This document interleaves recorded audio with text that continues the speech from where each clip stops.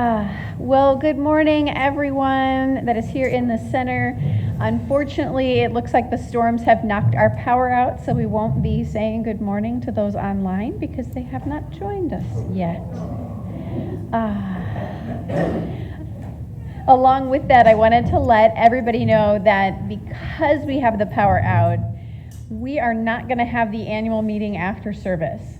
We do, however, have lasagna and a lot of really great food. So we'll enjoy a potluck and then be moving the annual meeting to March 12th. 12th. Well, you can look at a calendar and double check me if you'd like, but I think it's the 12th. It's daylight savings time. All right.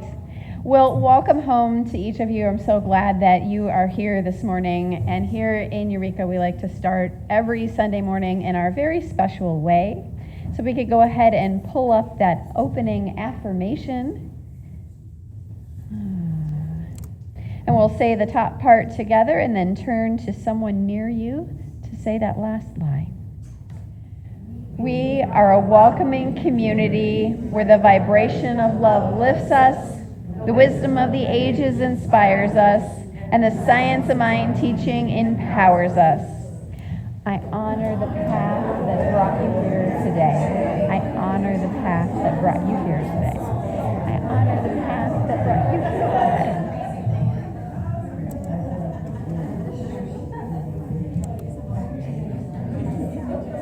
All right. Such a great way to start our meeting. And if you'll go ahead and bring your attention to the screen over here, this is our weekly schedule. Let me try that again. This is our weekly schedule. There we go. And everything you can find online, all of the links to registration, all of the confirming all of the times, and whether they are events that are in person or online, you will find right there. Coming up this week on March 1st, we have the Sacred Healing Service. That's the one that I am facilitating on a monthly basis. I encourage you to join us on Zoom from 6 to 7:30. It is for a love offering, a $30 love offering. If you can't do $30, come pay what you can. If you can pay more, that's great too. It's just on a love offering and a gift that I want to give this beloved community. It's a practice that has absolutely changed my life. So give yourself this gift. Next, we have Kathy and the yoga classes that we've been doing here. They've moved to Monday and Thursday from 11 to noon. Except for this week. Except for this week. Which is Thursday. Which is just Thursday, okay. We also have a guest speaker coming next week on March 5th. It will be Casey Wilson from Camp Cedar Ridge. She's coming to speak to us, and we'll enjoy that. And then coming up on March 11th at 9 a.m. is the highway cleanup with Max. If you have any questions about that, please go ahead and reach out to him about that. In other news, we have a class coming up. Reverend Angelica is going to be teaching the Essential Earnest Homes class. This is starting in March, and there's going to be two classes, a morning class as well as an evening class. Reverend Angelica, did you want to say anything more about that? No? Okay. All right, perfect. There are sign-up sheets over here, and you can indicate on there with the morning class whether they want to be Zoom or... The evening will be Zoom, the daytime will be here. Okay, evening one is going to be on Zoom, and the daytime one will be here in person.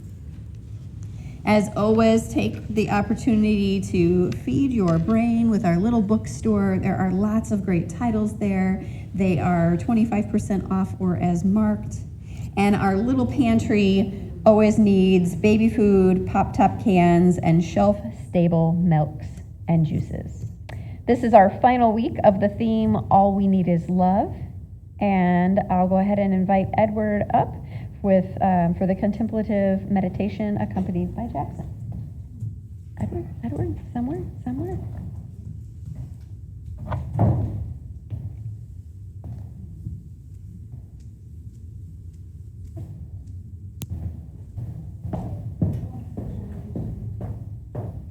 Good morning, family.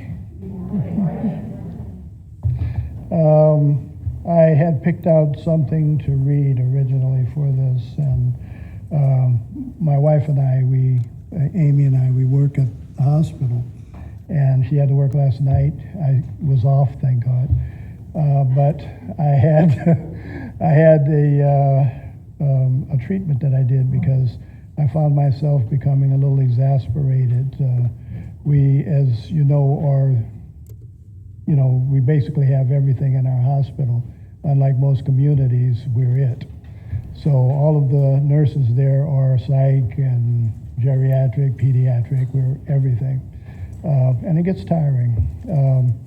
I found that I was becoming a little short with some of the people who, what I want to say are street culture. Because some of them can tax you a little bit. And I don't like that, so I was treating on that last night. I had a come to Jesus moment with Spirit. And it was more than a moment, actually. And what it told me was to share something from the heart rather than to read something from some book that other people wrote. And what I wanted to share is that he was saying to me, my spirit guide, that these beings that we see on a daily basis in the streets are elevated spirits. They have made the choice, like we did when we came here, to experience this humanity, this human experience. They made the choice to live out on the streets, to eat garbage out of a garbage can, to sleep, in terrible weather, to basically suffer most of their lives for reasons. That reason, one of them was for personal, enlightenment, but the main reason was that they became physical vessels for us to learn to love, to share. These people who we basically have made invisible when we walk down the street or when we're in our car, we see them and we don't see them. They feel appreciated when they come in the hospital because then they have a buzzer and a bell that allows them to be seen. And they love that. And they take advantage of it. And I'm realizing now that that's what our role is, to see these people. And it's important for us to know that we need to pay attention to these people. They're here for us. They have sacrificed so much for us to learn, to grow, and to learn in spirit and love. And let's do that. Let's show that. Not just on Sunday, not just in a book, but we need to put that in our personal spiritual matrix. And I'm speaking of myself personally. With that said, there is a poem I wrote back in 2020, and it's very short. And this is going to be what I'm going to read for us to contemplate. It's called Homeless. Silently she stood there, hair matted from the dirt, clothes covered in dust, cart starting to rust, her heart forlorn and hurt, shoes tattered and torn, with holes as deep as the hat placed on her head, scars from a past fight, soul dreading the night that too soon will find her dead. Please help me, she cried, through the rotting teeth in her weather-beaten face. But we pass her right by, and we speak aloud our minds as we judge her a disgrace. Sad dirt-stained tears roll down her cheeks as she gives a vacant nod. And once again, we've failed the chance to love a face of God.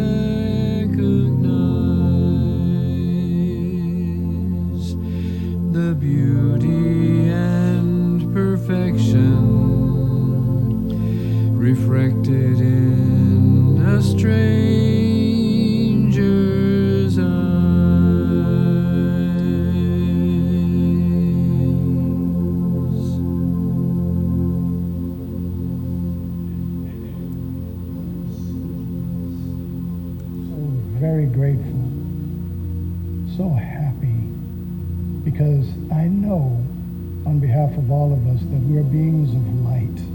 We're beings of radiant energy. We're divine emanations and manifestations of the one spirit that is God.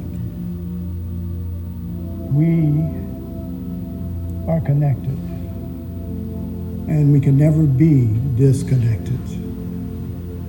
We are love incarnate, because it takes love to create, and we create on a daily basis.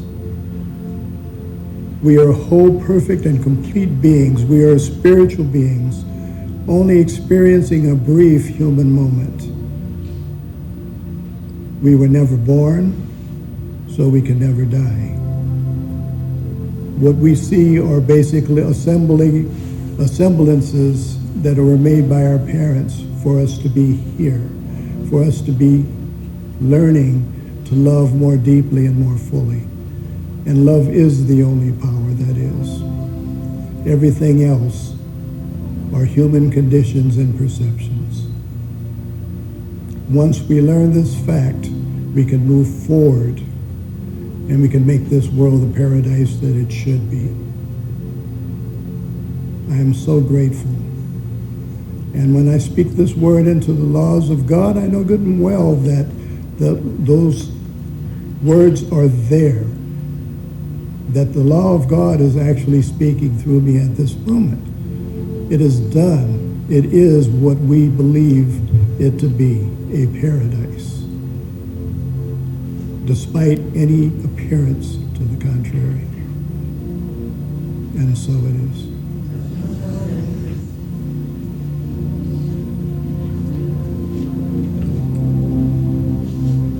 Our family of friends is growing,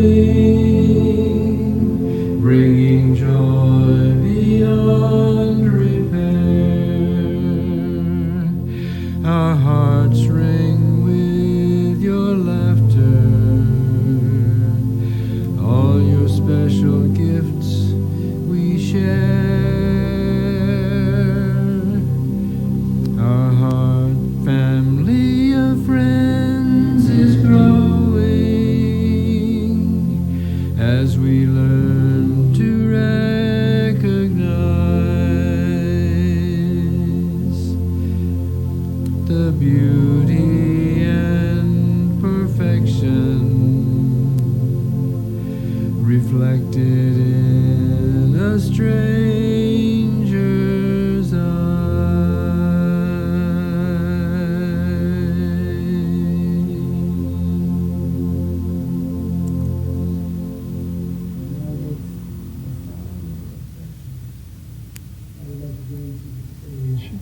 Our sister, our spiritual guide, and our leader for this night in talk, or day, I guess it is for you guys. for us, it's night. Reverend Angelica. Thank you. Wow, that song, Jackson, went perfectly with what Edward had said. I hadn't heard you sing that one before. That was, what? I haven't. So Oh, that was good. I liked it a lot. not many years ago. What is this little piece of equipment here? Oh, okay. So, good morning, everyone. This is the last Sunday of our Love Month. And, you know, I noticed that while I was looking through things about what I was going to say today, that I also missed saying anything about Black History Month or Women's History Month. So I decided to find something about that before I actually start my talk. So here are some Black women innovators and the awesome things that they created. Everything good about your phone. Remember the days before call waiting and caller ID? If you say yes, you might be old. And you might also have great appreciation for the research of Dr. Shirley Jackson, whose work led to these innovations, along with developments in touch-tone phones, portable fax machines, and fiber optic cables that made your long-distance calls come in crystal clear.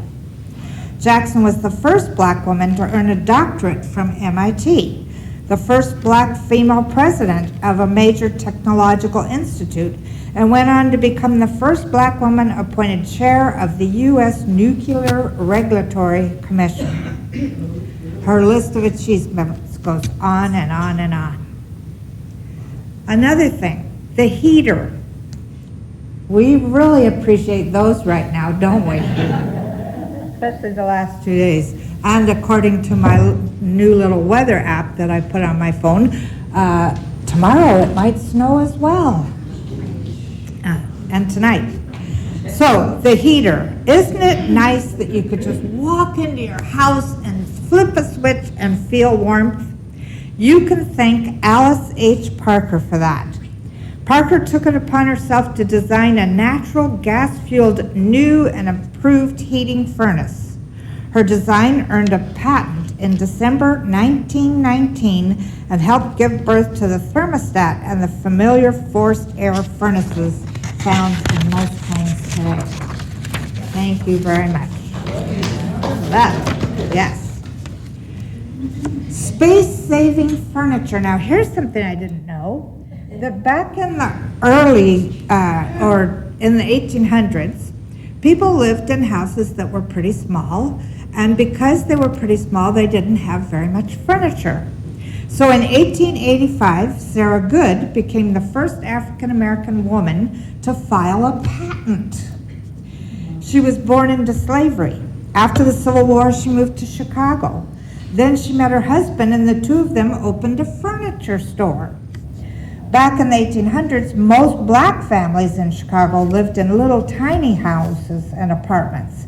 And so seeing the need for space-saving solutions, she designed the cabinet bed, a bed that would fold into a functioning desk. I thought, wow, it's like a Murphy bed, only more useful. It's hard to believe that Good's cabinet bed isn't around today. Think of the space that could be saved in dorm rooms, studio apartments, or those new tiny homes.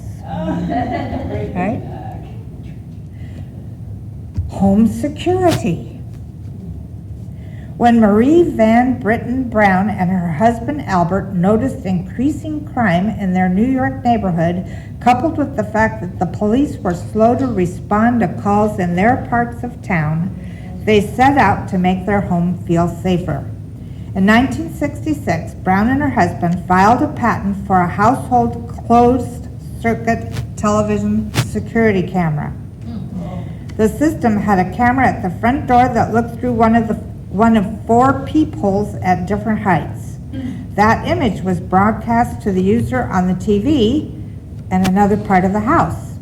It also had a 2-way microphone, which allowed for communication with visitors at the door, and a remote switch that could unlock the door to let people in. If the person seemed unsafe, users could push an alert button to signal a nearby security firm. Today, very similar systems can be seen in homes and apartment complexes around the world, or at least in the United States. We have the Ring, right? More and more homes that I've visited now have that, where people can see who's at the door. So here's another one for you musicians in particular, rock and roll. Many people have received credit for inventing rock and roll. Elvis Presley was referred to as the king of rock and roll. Chuck Berry was the father of rock and roll. Alan Freed coined the term rock and roll. But did you know that rock and roll also has a godmother? In the 1930s and 40s, Sister Rosetta Tharpe was one of the first people to combine gospel music with melody-driven urban blues, traditional folk, and a unique pulsating swing style. Today, Thorpe's musical style is considered one of the first definite precursors of rock and roll. Many music legends, including Elvis Presley, Little Richard, Johnny Cash, and Chuck Berry, were influenced by Thorpe's unique musical style. Yet somehow her name is often left out when people talk about the history of rock and roll. Here's another one. A good hairbrush. You know those old movies where you see the woman, has really long hair and she's brushing and brushing and she has to brush her hair 100 times, every stroke, right? I mean, I remember when I was a kid, before my mother decided I looked better in a pixie cut, that I was supposed to brush my hair 100 times every night. Boy, your arms got tired. So brushes weren't as user-friendly as they are today, and combing hair was a long, difficult process. Lida D. Newman's invention was a simple yet revolutionary. In 1898, Newman patented her new and improved hairbrush. The brush had evenly separated bristles, slots that kept dirt and hair neatly contained, and a detachable compartment for easy cleaning. The artificial brushes Newman used were similar to the plastic ones used today. So that's pretty neat. In fact, I have I've never seen a brush like that for people with something, but I have a cat brush that has a little piece on it. You do your brushing, and then you take this piece and you slide it up, and all the hair comes up with it. So you don't have to sit there trying to pick it out. I thought, wow, I need one of these. So here's an interesting one. Downtown Los Angeles. Bridget Biddy Mason didn't invent the city of Los Angeles, but she did help shape the city's downtown area. She was born a slave and traveled with her slave owner, Robert Smith, as he moved around the country. When Smith moved his family and slaves to California, Mason discovered slavery was illegal in the state, petitioned the courts to free herself and her family, and won. With her newfound freedom, Mason worked hard as a nurse and midwife until she had enough money to invest in real estate. Eventually, she was able to buy 10 acres for $250. Imagine that, 10 acres for $250, on which she built rental homes, and eventually a larger commercial building she rented out. That land she invested in and developed is now the heart of downtown Los Angeles.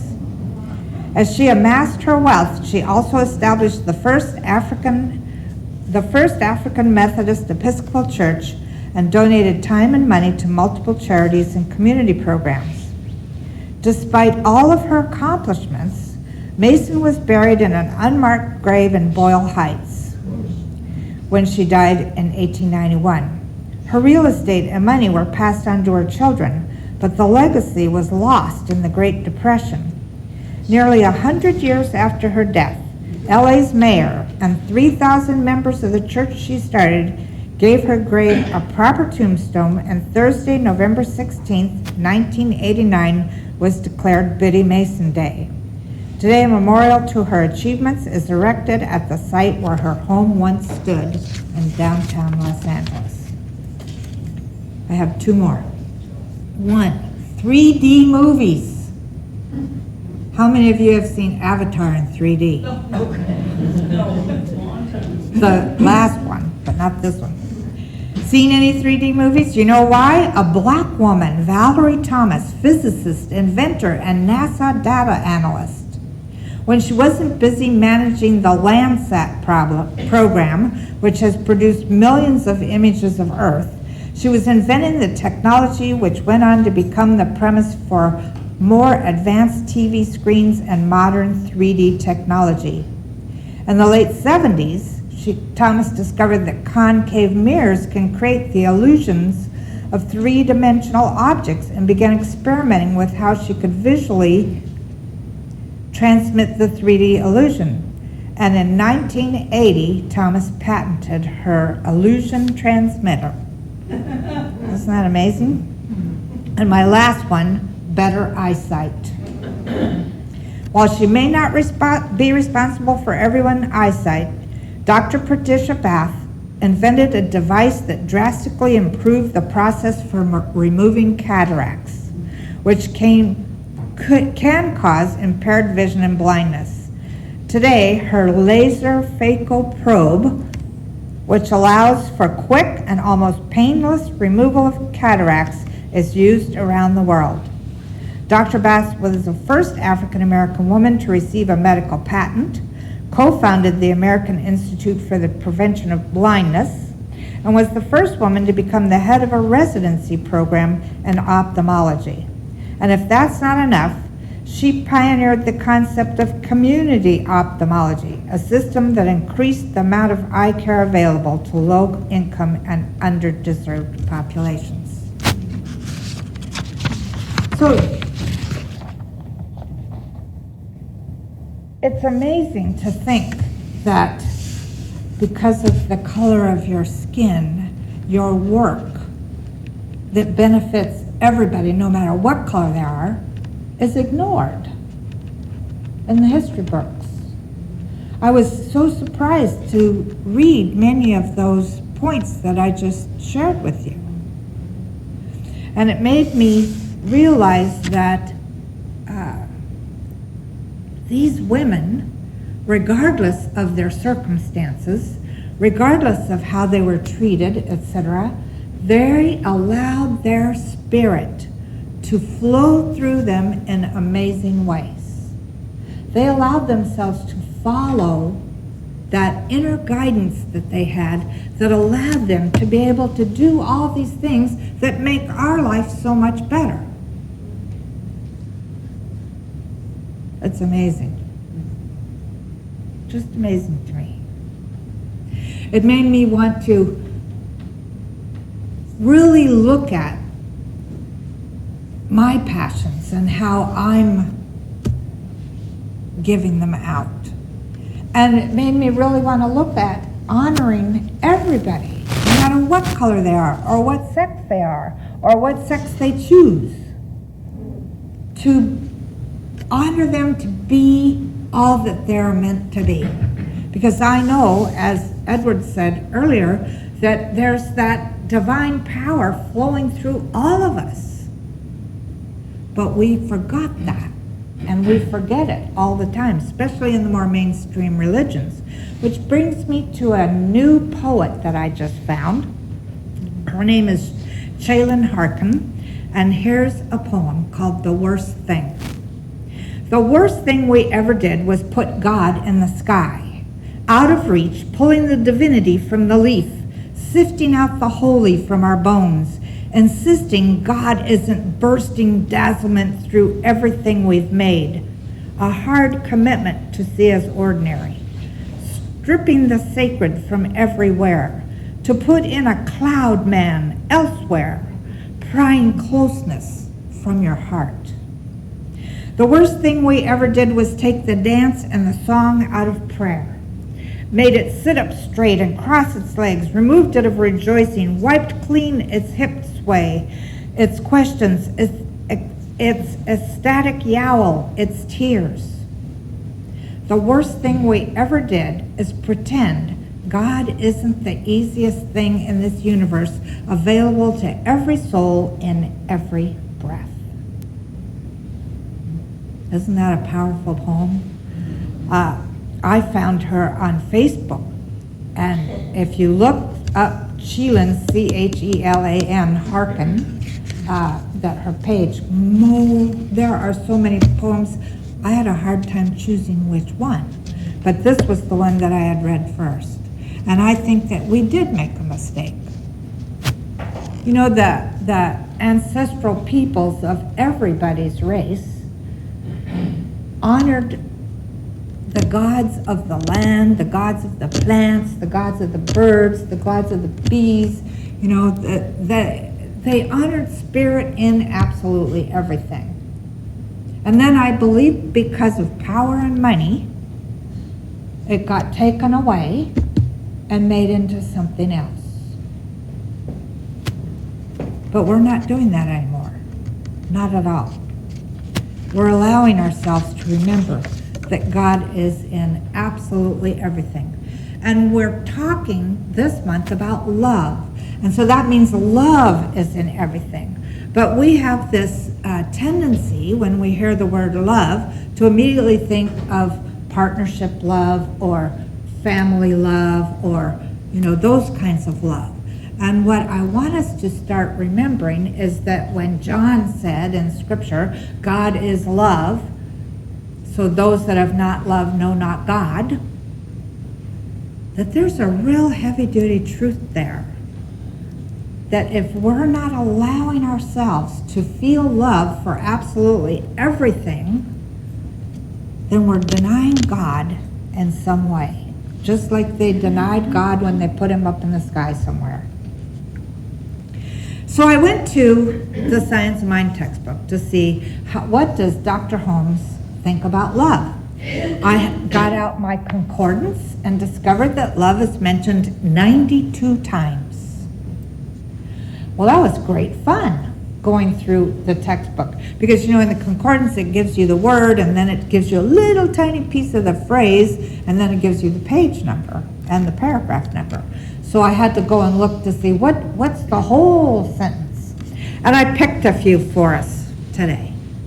The first one is, always expect the good. Have enthusiasm and above all, have a consciousness of love. A radiant feeling flowing through your consciousness at all times. Expect the good. I know from all these years of doing this teaching, studying it and teaching it, etc., I'm always a student of it, that you can't have love and hate or love and judgment or love and resentment, whatever, in your brain at the same time. So when we find ourselves judging, as Edward said this morning, when we find ourselves judging, it's our job, knowing this teaching and knowing that we're part of the transformational agents of the universe, that it's our job to step back and go, why am I judging that? My teacher, Reverend Helen Street, used to say, it's okay, God, that's a good costume, but I see you in there. And always expect the good. Another one that's one of my favorites, love points the way, law makes the way possible. So this divine energy that's flowing through us all the time, and is flowing through everything in the universe all the time, is constantly giving us little ideas. Go do this, or read that, or talk to this person, or do this. A lot of times we just ignore that. Sometimes we actually jump onto it. Sometimes what happens for me is that it just keeps coming and coming until it's like, okay, already, I'll do it. Anybody feel that way? Yeah. So that is the love that is pointing the way. And then the law, which is also part of this divine energy, makes the way possible. And then I discovered that quite a few of these 92 usages of the word love are in the chapter in the textbook called Physical Perfection. And I thought about all of the people that I know right now that are going through something physical. I'm constantly having a sore back. Other people are having other things going on. And as I'm reading this, I'm remembering that in this chapter, and if anybody's doing anything physical, you should read this chapter. It's got all these little, diseases and things that you can look up. But in the chapter, he keeps reiterating how much love is the greatest healing agent that there possibly is. Which reminds me of a story when I was living in Hawaii. There was, when I first got to Hawaii, I got bugged a lot by New Hope Christian Fellowship. They thought we were the devil, They even after Tag and I got married, one of the deacons in that church came over to where Tag lived because he used to go to that church until he met me, and then really liked our church better. But the guy says to him, he asked him to come out of our townhome, and they're standing outside and talking, and I see Tag tapping the man on the chest, you know. So when Tag comes back in, I said, well, what was that all about? And he goes, well, he kept asking me where Jesus was. And I kept saying, he's in there. Tapping his heart.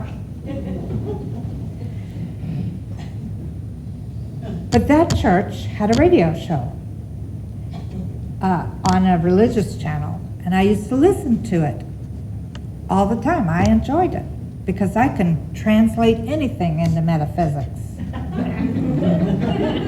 In fact, when I first met Tag, I used to go to the Wednesday night service with him at his church, and we'd talk about the talk on the way home, and I'd be saying what I heard, and he'd be going, I know I was sitting right next to you.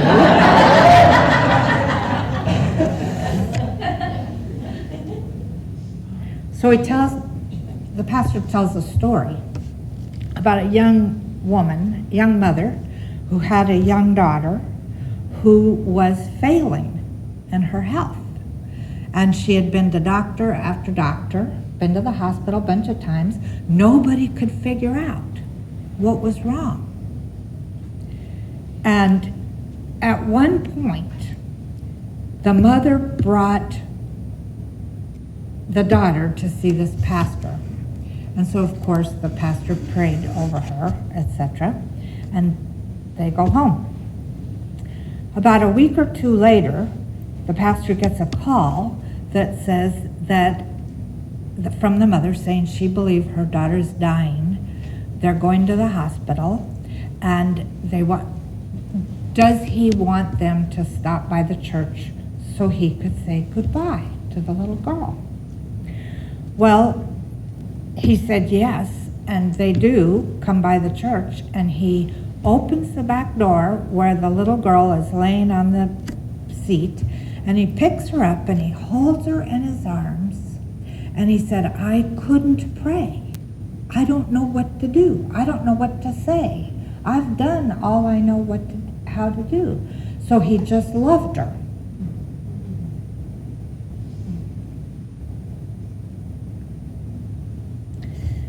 They get to the hospital. There's nothing wrong. She's no longer failing.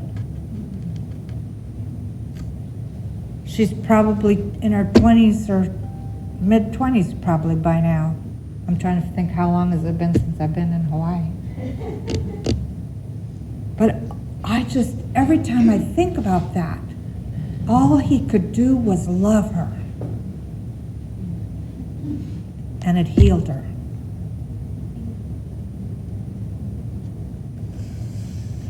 What are we going through? Should I stop going, oh, damn it, my back is hurting again this morning?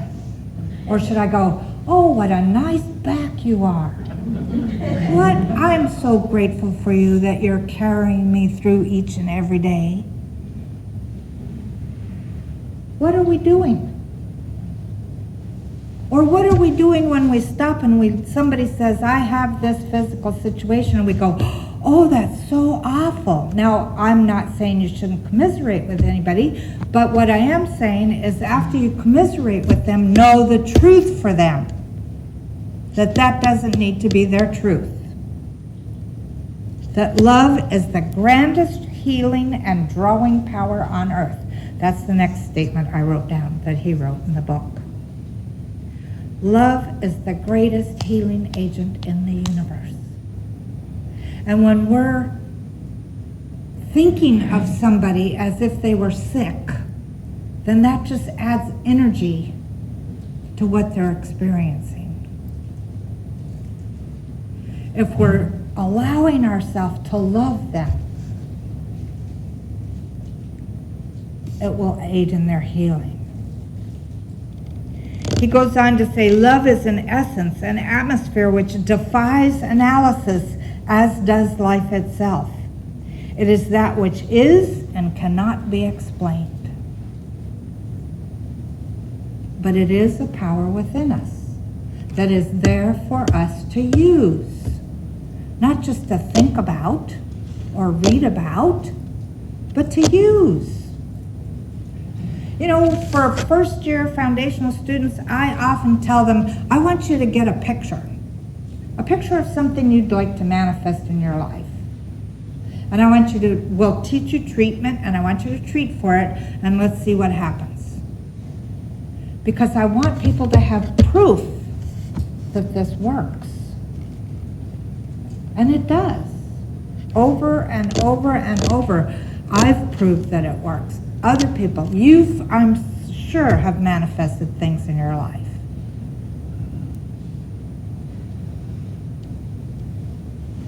Love is common to all people, all animal life, and evident in the response of plants to those who love them.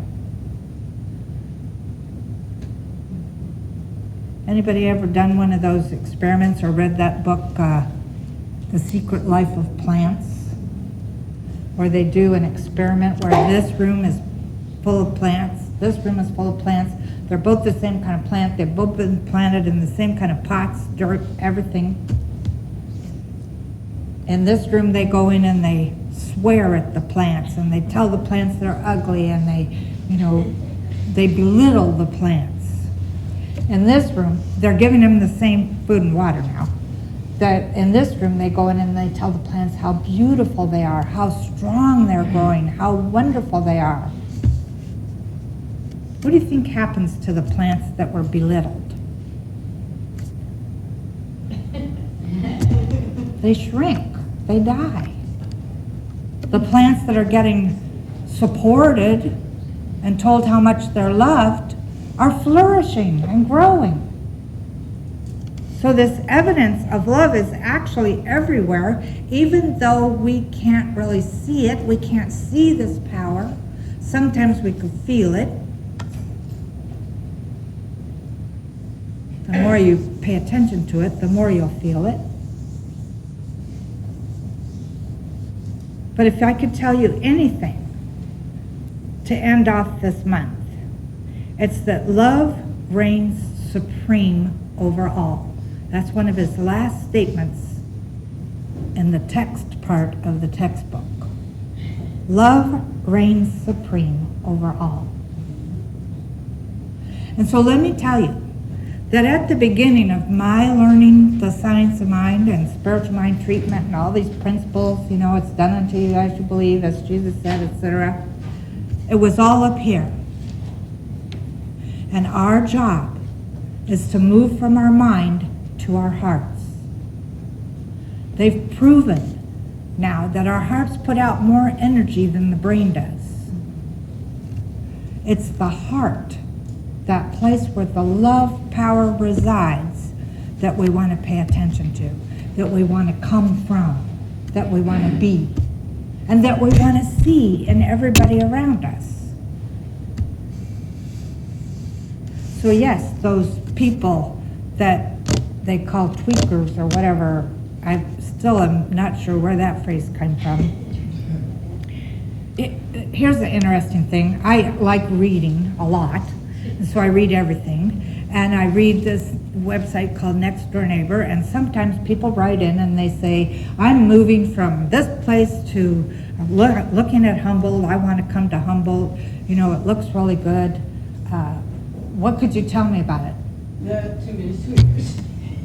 The first thing usually is about tweakers, about thieves, about the bad stuff that goes on here.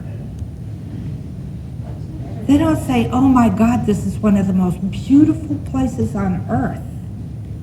A city that is full of art, that is right on a bay, that is surrounded by redwoods, that is absolutely gorgeous, that is full of people that care about you, even if they don't know you. That's the Eureka I know. People will say, oh yeah, but there's people that break into houses and people break into cars and oh, you have to be so careful, blah, blah. That's the world not you, but that's the world they live in. That's why this teaching is so important. To live from a place of love and to remember that love reigns supreme over all. So let's have our affirmation for today. The intangible spirit of love is ever flowing through me and through all. As I look for it more and more, I see it everywhere, expanding, blessing everything. And I thank Catherine Kane for her affirmations this month. It's too bad that the people on Zoom couldn't get on today. It's okay though. We love them. And they'll get to see the recording later. That's right. Let's treat.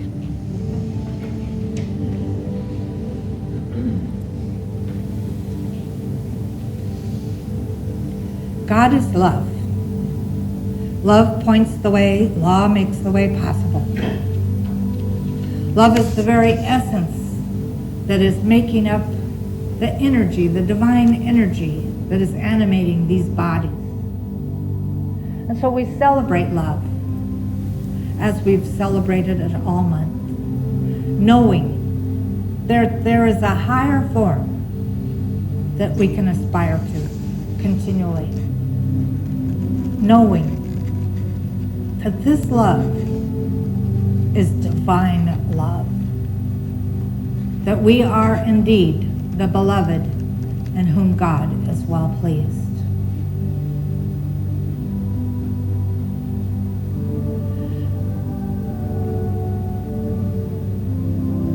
Love reigns over everything. So I know for each one of us that this week we allow ourselves to have an experience of feeling that divine love. Maybe it might be in receiving it, maybe it might be in giving it. But I know we remember, we continually remember that we are the beloved. And being made in the image and likeness of the one great love, it's our job to give that out, to receive it and to share it, and let it come back to us, and receive it and share it. So I celebrate all of us, knowing that we are true lovers, knowing that we are human spirit, not humans or spirits having a spiritual, not humans having a spiritual experience, but spirit, pure spirit, human spirit. And it is good. And I know that everywhere we go, everywhere we are making a difference in this world because we allow ourselves to feel the love and give it out. And I see this almost as a fountain of energy that just radiates around us out to wherever we don't know, but it has an effect. We make that effect a good one. And so gratefully we acknowledge the divine in us, as us, through us, and through absolutely everything. And it is good, very good. So I release these words with love into the law, knowing they are so, and so it is.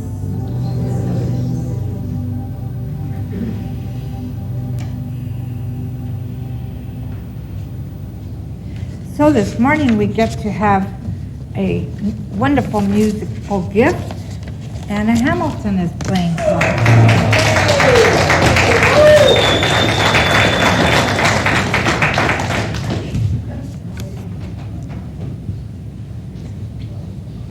A love supreme, a love supreme. John Coltrane, a love supreme, a love supreme, a love supreme, a love supreme. Yeah, baby, now they'll blow it.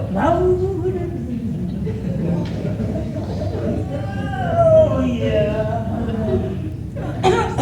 Good morning. Good morning. Snapping out of the meditation. I was going somewhere, man. I was so high. And then, whoa, it's your turn to have an ego. No. Not that, Mr. Bell, not the ego.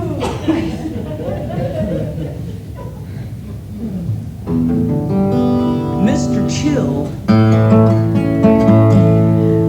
I've sung this for you before. Maybe you could sing the chorus with me.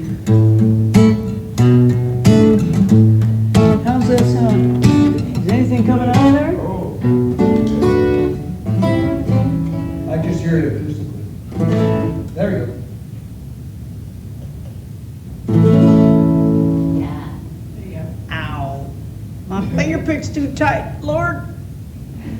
I must have had cold fingers the last time I adjusted these.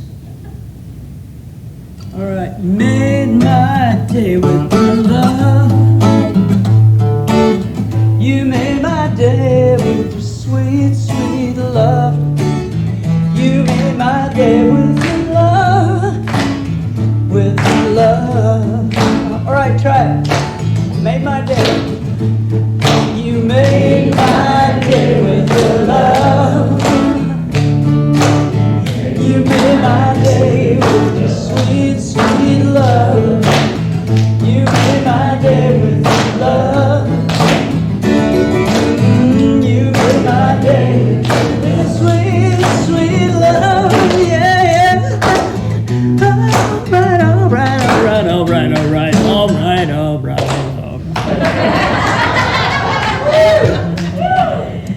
The sun's coming up, I know I'll see you soon.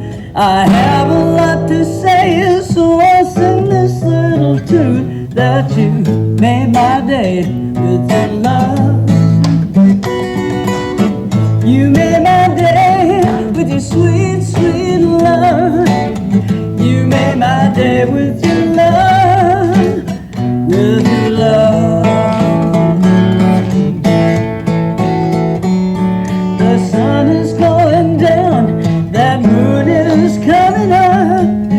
I love you so much, I can't get enough. And you made my day with your love. You made my day with your sweet, sweet love. You made my day. Get into it, man. You know you only live once. The song's only like 3 minutes long. How long are you gonna live?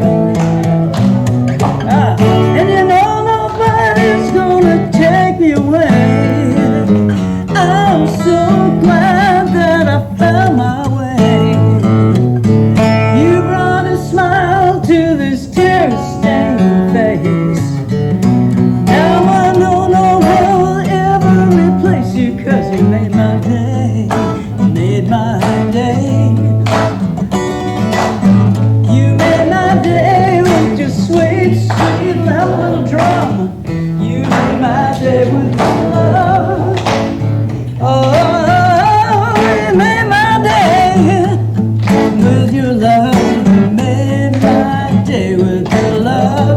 Ooh, you made my day. You made my day with your sweet, sweet love. You made my day with your love. How can you do it, baby? Sing with a little tonsil, let your little tonsils sing. You made my day. Come on, man. All right. Oh, the sun is going down. I know I'll see you soon. I have a lot to say, so I'll sing this little tune that you made my day with your love. Thank you, Angelica. I made my day with your sweet, sweet love. Thank you, Karen. You made my day with your love. Thank you, Les. With your sweet, sweet, sweet, sweet. Oh, you made my day. Ooh, ah,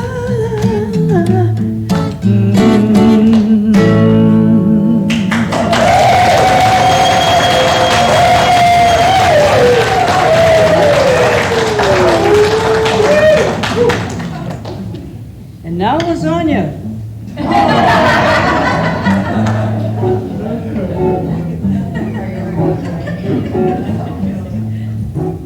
Thank you, Anna. Did you write that one? Yeah. Oh, that's great.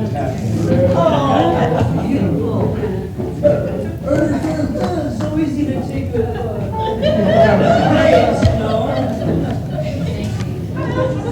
All right, now it's time for us to think about the offering that we'll be giving today. So allow yourself to imagine holding it to your heart or in your hands or however you wish to imagine it. And let's give thanks. Let's bless this offering. Bless it with love.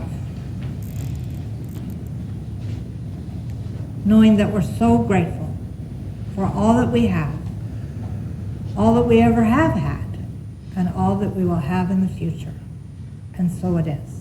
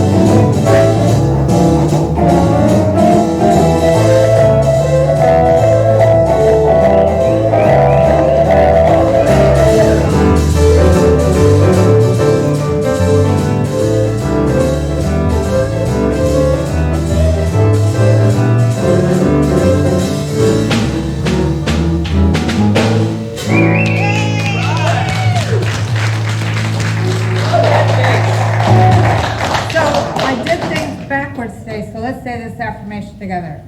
I gratefully gain from the fullness of my abundance, knowing my gifts blesses the sinner, all in it and beyond, and so it is. Thank you very much. Well, remember now that our annual meeting is going to be on the 12th of March, 2 Sundays from now. Remember that next Sunday, Dr. Casey Wilson is going to be here, the director of Camp Cedar Ridge. So that's going to be great fun. And I'm looking for a volunteer to read the Community Statement of Inclusion. For today? Yeah. Today? Yeah. I had said I would do it. Oh, you? That no, not the Indian one. We forgot that one. Okay. But I do have that on the back here if you want to say it.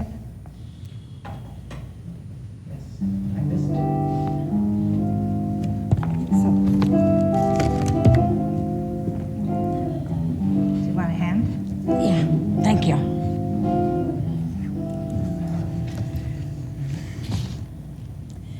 We have begun a tradition of acknowledging the Wyatt people whose unceded lands, this center, the city of Eureka, and most of the surrounding communities between Rio Dell and McKinleyville stand. As we gather today, virtually in person, we honor the lands of the peoples that came before us. The Wyatt name for Eureka is Turi Chi Chi, meaning where you sit and rest. As this piece of land between the South Bay, Chi in Wyatt, where the Wyatt people en route via canoe to the Mad River would stop and rest. Thank you.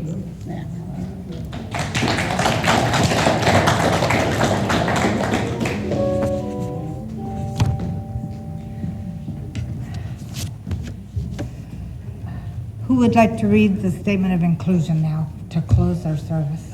Thanks, Doug. You notice that up there it says Eureka and Ukiah. Ukiah, as of a week ago, is no longer. They have just made a decision and voted to return their charter. They had gotten very small. However, and too bad I can't say anything to them because they're not online, because we can't get online. They are joining us. So That's good.